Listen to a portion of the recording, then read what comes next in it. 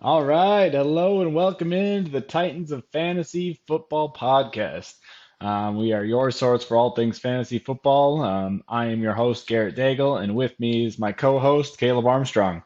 Today we're going to be covering losers from this year's NFL draft, some players that are left unsigned that are still free agents, and some offenses that we're steering away from. Caleb, how you doing today?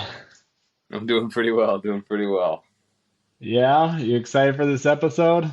Yeah, last week we covered the winners, and I think this week's going to be a little more, about the losers, like you said, and kind of interesting. I think we probably have some different guys on ideas, um, but I think it'll be cool to see. Yeah, I agree. It's nice to be able to cover both sides of that coin.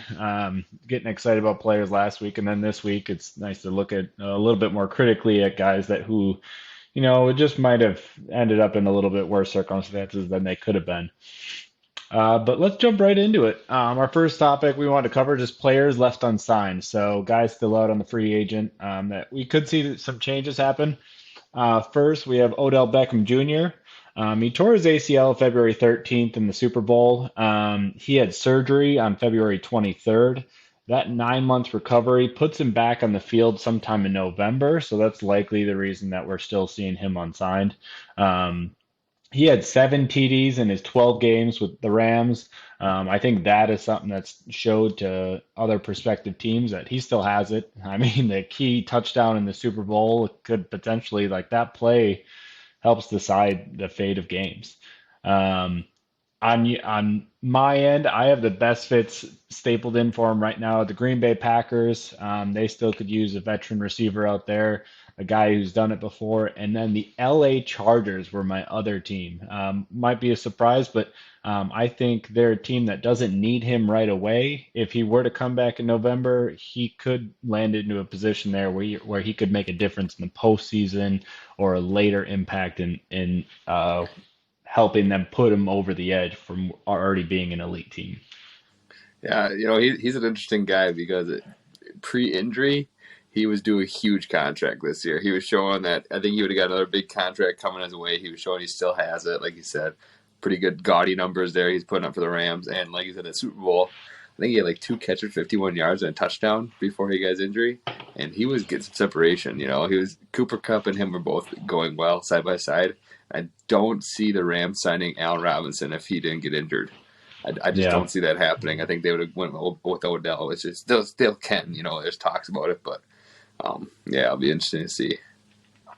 yeah, I Another guy agree. that Go another ahead. guy that's kind of been unsigned that is kind of I guess different, but like a crazy freak athlete, but just always injured is Will Fuller, and I think he broke his finger it was last year, and just hmm it's always something with Will Fuller, and some designated landing spots I have for him in Green Bay, and also Cleveland, where I that's had the exact same two on my yeah. list. And like you said, it was before he signed that 1 year, $10 million contract with the Dolphins last year. Green Bay was one of the top guys talking at least to him, supposedly. We don't know exactly, but it definitely seemed like there was some interest there. And then going back to the Cleveland, if you know, we don't know how it all will shape out with Watson right now. There's a couple more accusations supposedly this week, and it's just going to be interesting to see. But regardless, right now their wide receiver two is a battle out between DPJ, Daniel Peoples-Jones, and David Bell, the rookie they just I think picked up in the third round. I can't remember exactly who it was from Purdue there. So there's not a whole lot of talent there still, and they could use a possible wide receiver too. And Will Fuller should be ready by week 1. So Yeah.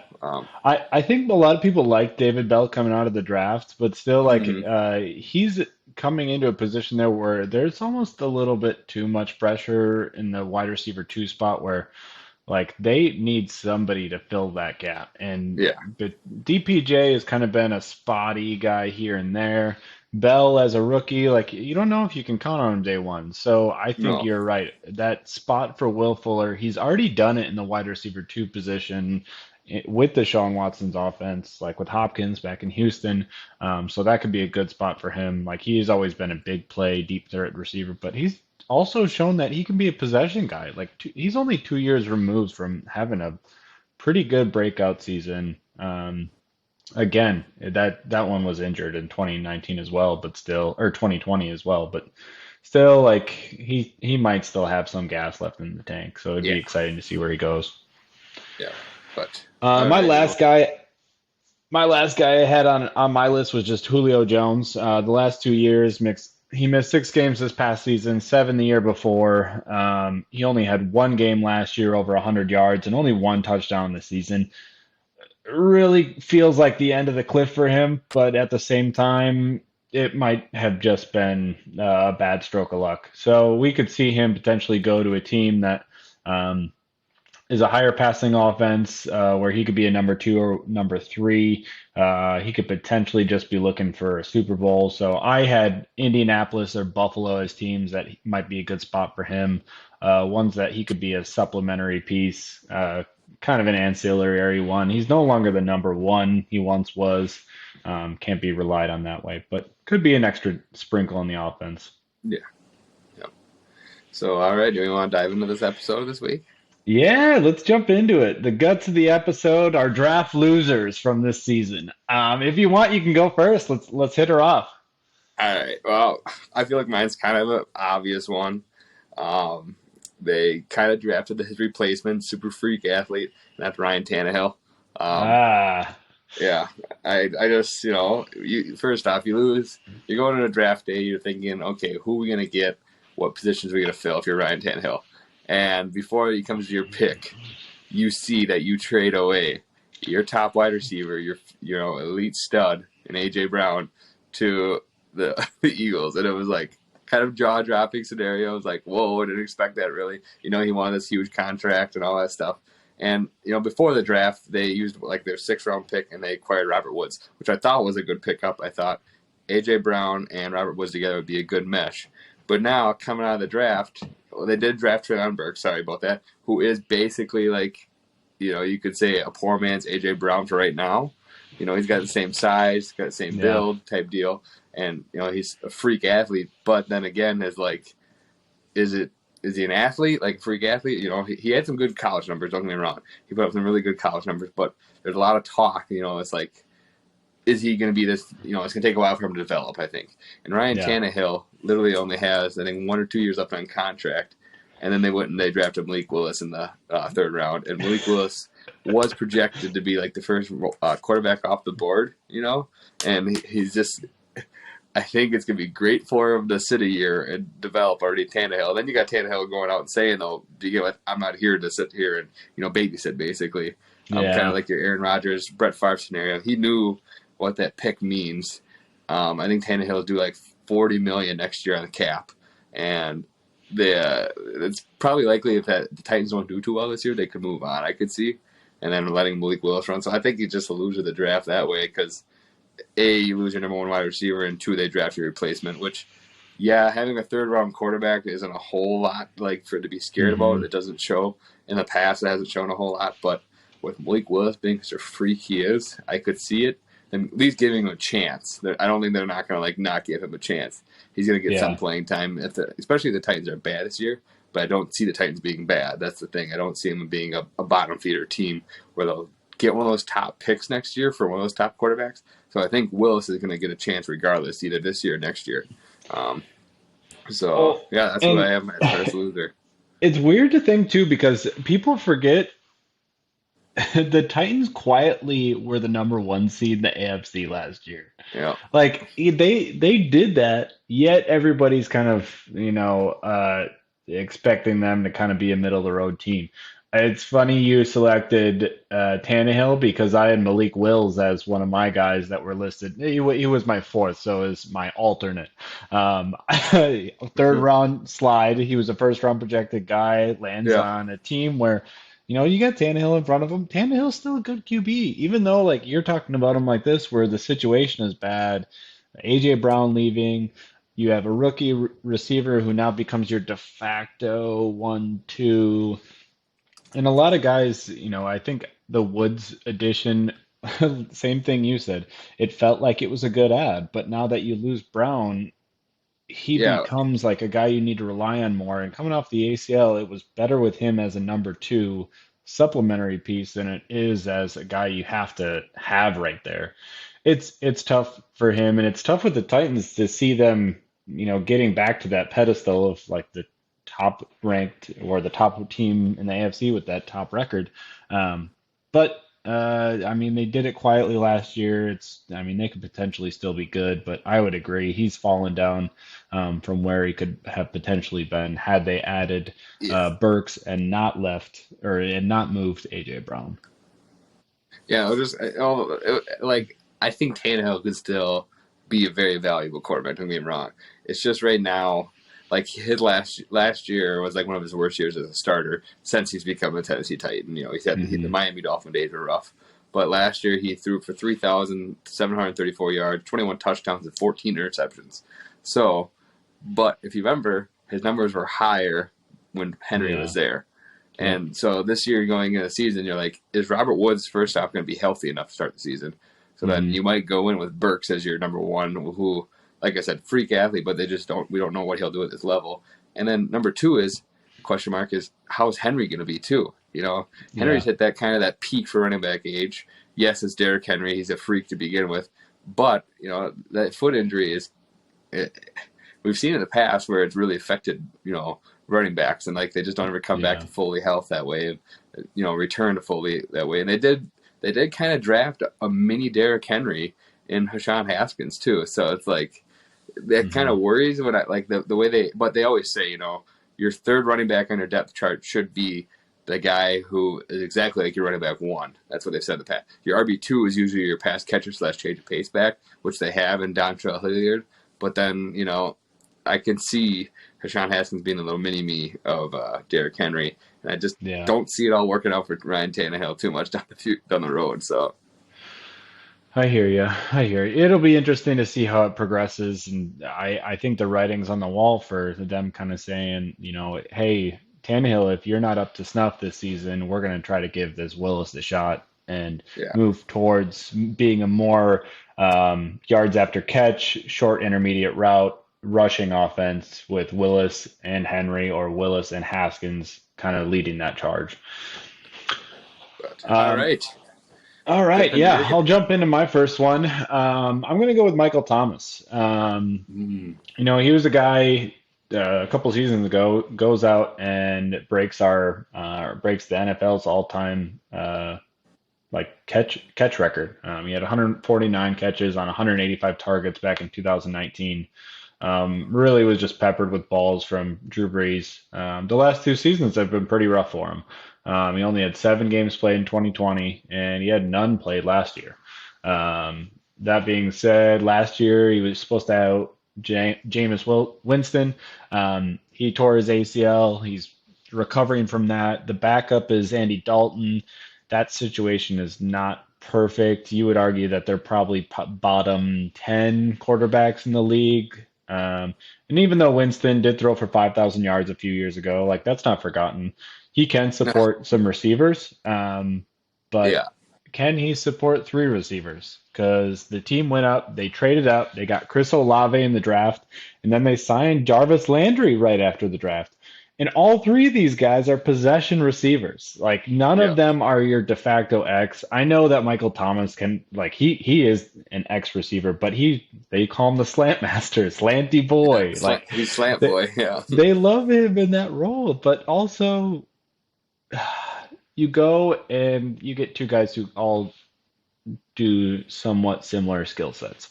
Um, he averaged 8 touchdowns a season with Brady, but that was again that was 3 years ago was the last time he hit those numbers.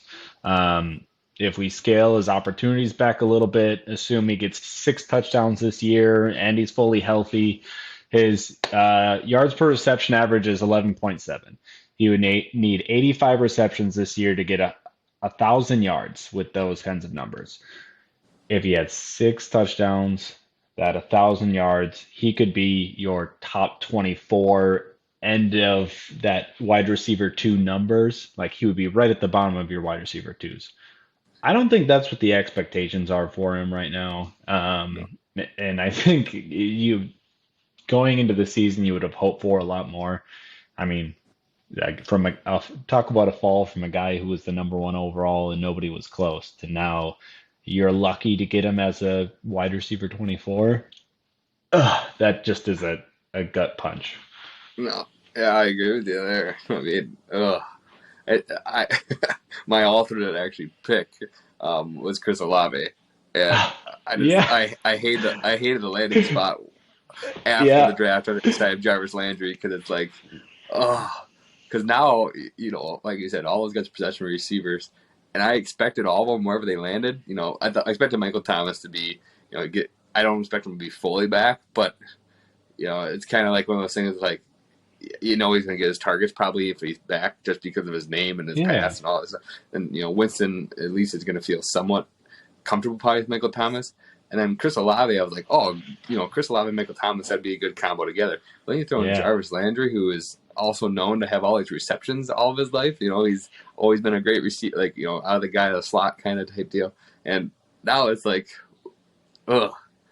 I think they're going to alternate games, truthfully, all of them. I just don't, like you said, Jameis Winston, the year with the Bucks, he was able to sustain three receivers.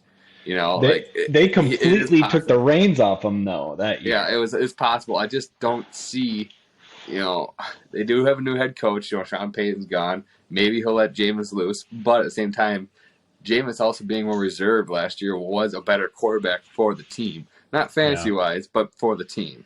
And I don't know. I just don't like that whole nightmare too. I agree with you there, but yeah.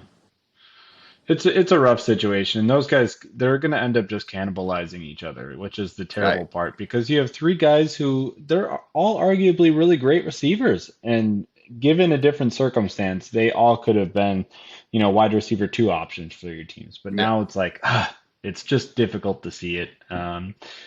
But it all good depends for on the ADP and where they end up. yeah. I mean, I'd say it's we'll good for a see. football team, bad for fantasy, or not bad, just a sticky Yeah, situation for fantasy. That's the way I I would would put agree. it. Yeah. Um, alrighty. Well, my next guy here actually might disturb you a little bit, might hurt you a little bit because I know you're a fan of this guy, and it's Uh-oh. Elijah Mitchell. Um, I, Oh. I going in, Elijah Mitchell, and I guess okay. The fact is, if it was anybody else besides Kyle Shanahan's offense, I wouldn't be too scared. But the reason that is, so far in camp, so far they've talked about Trey Sermon has looked a little bit better, and like that they could see him having a little bit more of a role, and they want Hmm. to reduce Elijah Mitchell hand touches, what they said as well, and they used a third round pick on Tyrion Davis Price out of LSU, who first off I had going in the draft I had no idea he would even go that high.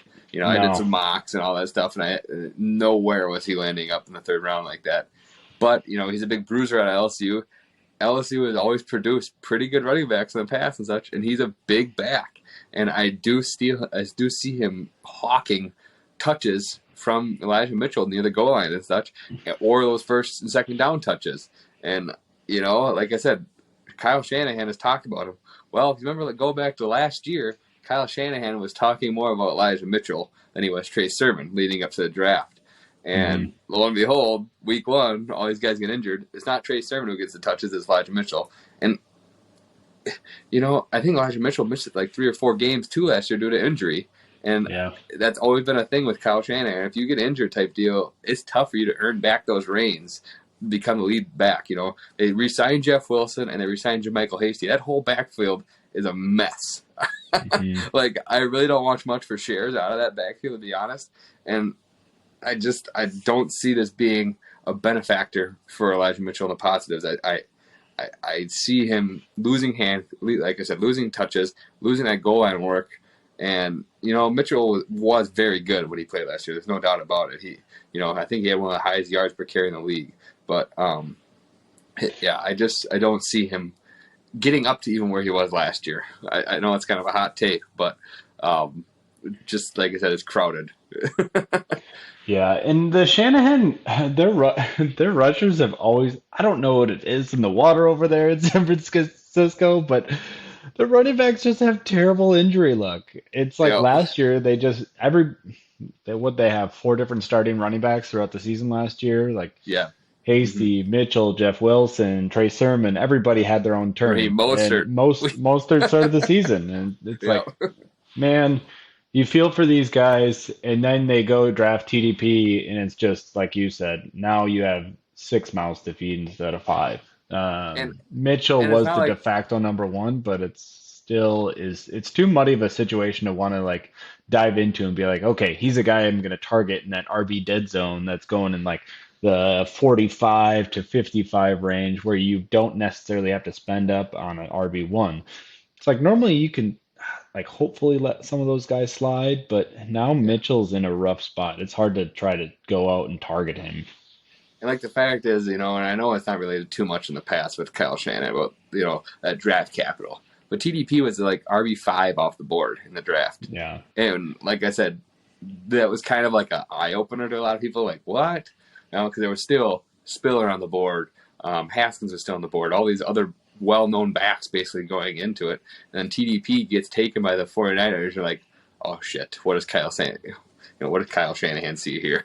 So Well, and that being said, TDP is the RB 80 off the boards in half PPR right now. So, and Jeff Wilson's ahead of him.